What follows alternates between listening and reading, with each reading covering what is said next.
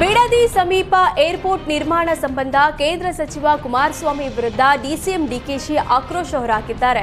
ಬೆಂಗಳೂರಿನಲ್ಲಿ ಮಾತನಾಡಿದ ಡಿಕೆಶಿ, ಮೇಕೆದಾಟು ವಿಚಾರವಾಗಿ ಪ್ರಧಾನಮಂತ್ರಿಗಳ ಸಹಿ ಹಾಕಿಸ್ತೇನೆ ಅಂತ ಎಚ್ಡಿಕೆ ಹೇಳಿದ್ರು. ಮೊದಲು ಮೇಕೆದಾಟಿಗೆ ಒಪ್ಪಿಗೆ ಪಡಿಬೇಕೆಂದು ಬರಲಿ ಅಂತ ಎಚ್ಡಿಕೆಗೆ ಡಿಕೆಶಿ ಸವಾಲ್ ಹಾಕಿದ್ರು. ಕುಮಾರಸ್ವಾಮಿ ಅಧಿಕಾರದಲ್ಲಿದ್ದಾಗ ಏನೂ ಮಾಡಲಿಲ್ಲ, ಈಗ ನಮ್ಮ ಸರ್ಕಾರ ಏನೋ ಮಾಡಲು ಹೊರಟಾಗ ಮಾತಾಡ್ತಾರೆ ಅಂದ್ರು. ಏರ್ಪೋರ್ಟ್ ಬಿಡದಿಯಲ್ಲಿ ಆಗ್ಬೇಕಾ, ನೆಲಮಂಗಲದಲ್ಲಿ ಆಗ್ಬೇಕಾ ಅಂತ ನಾವು ತೀರ್ಮಾನಿಸಲು ಸಾಧ್ಯವಿಲ್ಲ. ನನ್ನ ಊರಲ್ಲಿ ಏರ್ಪೋರ್ಟ್ ಬರಬೇಕೆಂಬ ಆಸೆ ನನಗಿದೆ.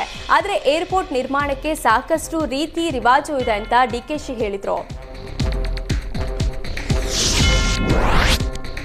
ಬಣ ಬಡಿದಾಟ ಹೊತ್ತಲ್ಲೇ ವಿಜಯೇಂದ್ರ ಪರ ಬಿಜೆಪಿ ಶಾಸಕ ಸುರೇಶ್ ಗೌಡ ಬ್ಯಾಟ್ ಬೀಸಿದ್ದಾರೆ. ತುಮಕೂರಿನಲ್ಲಿ ಮಾತನಾಡಿದ ಸುರೇಶ್ ಗೌಡ, ರಾಜ್ಯಾಧ್ಯಕ್ಷರಾಗಿ ವಿಜಯೇಂದ್ರ ಒಳ್ಳೆಯ ಕೆಲಸ ಮಾಡ್ತಿದ್ದಾರೆ. ಯಡಿಯೂರಪ್ಪ ಬಗ್ಗೆ ಮಾತಾಡೋರ ವಿರುದ್ಧ ಹೈಕಮಾಂಡ್ ಕ್ರಮ ತೆಗೆದುಕೊಳ್ಳದಿರುವುದು ನಮಗೆ ನೋವು ತಂದಿದೆ. ಬಂಡಾಯ ಏಳುವವರ ವಿರುದ್ಧ ಹೈಕಮಾಂಡ್ ಕೂಡಲೇ ಕ್ರಮ ಕೈಗೊಳ್ಳಬೇಕು ಅಂತ ಆಗ್ರಹಿಸಿದ್ರು. ಇದೇ ವೇಳೆ ಯತ್ನಾಳ್ ವಿರುದ್ಧವೂ ಕಿಡಿಕಾರಿದ ಸುರೇಶ್ ಗೌಡ, ಯತ್ನಾಳ್ಗೆ ವೈಯಕ್ತಿಕ ಸಮಸ್ಯೆ ಇದ್ರೆ 4 ಗೋಡೆ ಒಳಗೆ ಮಾತಾಡಬೇಕು. ಬಹಿರಂಗ ಹೇಳಿಕೆ ಕೊಡೋದು ಯತ್ನಾಳ್ಗೆ ಶೋಭೆ ತರೋದಿಲ್ಲ ಅಂತ ಹೇಳಿದ್ರು. ಪಾರ್ಟಿ ಬಗ್ಗೆ ಹಾದಿ ಬೀದಿಯಲ್ಲಿ ಮಾತಾಡೋಕೆ ಯಾರಿಗೂ ಹಕ್ಕಿಲ್ಲ. ಬಾಯಿ ಮುಚ್ಚಿಸುವ ಕೆಲಸವನ್ನ ಹೈಕಮಾಂಡ್ ಮಾಡಬೇಕು ಅಂತ ಸುರೇಶ್ ಗೌಡ ಒತ್ತಾಯಿಸಿದ್ರು.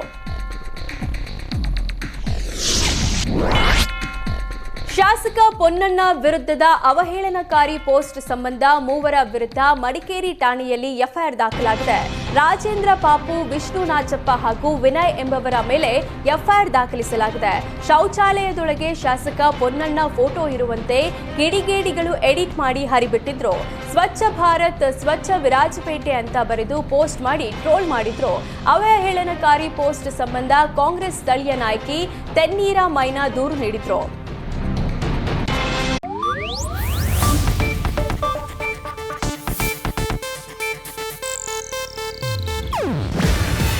ಇದು ಏಷ್ಯಾನೆಟ್ ನ್ಯೂಸ್ ನೆಟ್ವರ್ಕ್ ಪ್ರಸ್ತುತಿ.